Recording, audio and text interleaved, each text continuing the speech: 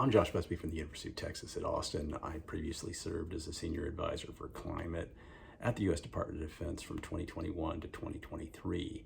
Our team just completed a tabletop exercise on critical minerals and national security on June 2nd, 2025. 40 people participated from government, the private sector, think tanks, the academic community, and the media. Our tabletop exercise was supported by the Department of Defense under its Minerva Initiative and its DECUR Partnership. The organizing team consisted of me, Emily Holland from the U.S. Naval War College, and Morgan Bazilian and Mark Dienert from the Colorado School of Mines. We were assisted by Ben Tolley as our research assistant. I wanted to describe the structure and outcome of our tabletop exercise. We held it over a 4.5-hour period on Monday, June 2nd. In advance of that, we distributed 2-page scenario as well as read-ahead materials. That scenario depicts a November 2025 situation which accentuates the current dynamic of trade tensions between the US and China, as well as trade tensions between the US and other key allies in Europe and North America. The scenario includes low prices for metals, including lithium, as well as a US presence in the Democratic Republic of Congo after a minerals for security deal is signed. But there's instability there, as well as other minerals-rich countries like Mozambique. The scenario includes findings that there's stray communication equipment from China in batteries, and China imposes a ban on LFP tech transfer in this scenario, but loosens restrictions on graphite, but tightens other restrictions on reimports from third countries of minerals. Finally, the scenario includes potential for BYD imports and manufacturing in Mexico and Canada, leading to a threat from President Trump to cancel the World Cup in 2026 that all 3 countries are scheduled to host. So that's the scenario. In advance, we also identified 5 different dimensions of national security risks that are associated with dependence on China for critical minerals and battery supply chains. So when people talk about that dependence and national security risks, it's not always clear what they mean. So we commissioned 5 read-ahead memos from leading experts to talk about those different dimensions, including one from Melissa Yoshiara from RAND on dual-use technologies, a second from Cullen Hendricks from the Peterson Institute on International Economics on China's capacity for coercion, a third from Harry Kreischa from the Carnegie Mellon on the risks of internet-connected clean technologies, a fourth from Gracelyn Bhaskaran and Meredith Schwartz from CSIS on security spillovers from resource-rich countries, and a final one from me on the commanding heights and the challenges of having an economically vibrant clean technology sector. A team from RAND led by Fabian Villalobos also agreed to serve as the red team in the tabletop exercise. Now, in the exercise itself, after an opening session in which we introduced the scenario, the RAND Red team provided a short overview of their understanding of the state of the world. We then divided the participants into 5 working groups associated with each of those areas. One group was facilitated by me on commanding heights, another by Emily Holland on coercion, a third by Harry Kreischa on cyber, a fourth by my former DoD colleague Greg Pollack on security spillovers, and a fifth by Ben Tolley, our graduate research assistant and former Air Force officer on dual-use technologies. Each group was given a specific objective to maximize based on their issue. In the 45-minute working group, they were given the charge to identify and rank order policy options to address their issue set. They were asked to identify a person to present and defend those views in a first plenary session.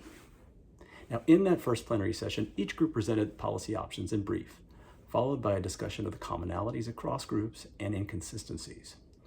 We facilitated a set of policy ideas that cut across groups, though here we could have used more time to really settle on a core set of policies. Nonetheless, the policies we identified that cut across groups included: 1, provide a flexible interpretation of foreign entity of concern rules that encourage onshoring of production but allow companies with modest China connections to be eligible for any tax credits that remain after IRA rules are modified. A second is to create a new sovereign wealth fund or other policies like enhanced capabilities of the Exim Bank or DFC or other instruments from the US government and DoD on procurement and stockpiling to provide companies with additional resources to compensate them for the additional costs of mining, research and development, processing and manufacturing in the US compared to the costs of production in China. Now, this might include creative financing measures like contracts for differences, where governments would compensate companies, processing companies, mining companies, if prices drop below strike price. And if prices rise above that strike price, the government would keep the revenue. A third idea was to establish and deepen partnerships with allies to source, process, and finance mining and clean technology to pool demand and supply from outside of China for risk diversification. This might be through the Mineral Security Partnership or a new entity, and it could be a G7 type arrangement plus countries like Australia, South Korea, Argentina, Chile, and perhaps others. The fourth idea was to establish a focal point in the executive branch for coordinating minerals-related efforts across the government. In the 30-minute session that followed, the Red Group developed their consolidated strategy for how China would respond to this set of policies. At the beginning of the second plenary, the Red team provided a brief overview of their strategy, which would begin implementation in mid-2026. Their move included both an information strategy for how they would frame their efforts, as well as a series of practical steps that would defend Chinese interests and their view of the world vis-a-vis other countries that would make their offer of collaboration more attractive. Red also identified some specific areas that would potentially undercut US moves, where China possesses leverage over both the US and other countries through information technology linkages and international debt holdings, among other areas. In this final plenary that followed, the group grappled with how to fashion a coherent response to the Red strategy. Notably, the group was split into two emerging positions, one that the current administration appears to be embracing, which is an effort to disengage from clean technology entirely as a means of delinking from an area in which China dominates. From this perspective, if one assumes a potential conflict with China is imminent, then any minerals the US acquires needs to be stockpiled with a view towards that coming conflict scenario rather than dedicated to clean technology. At the same time, from this perspective, this high conflict potential underscores the need for more rapid decoupling from China. The other view took the position that electrification of more parts of the economy through renewables and battery storage and electric vehicles was structurally inevitable and would have transformative effects that the US could not ignore. The minerals that the US needs for defense purposes mostly can only be obtained if demand for civilian side activities associated with clean technologies are also supported, with defense applications being able to piggyback on civilian demand.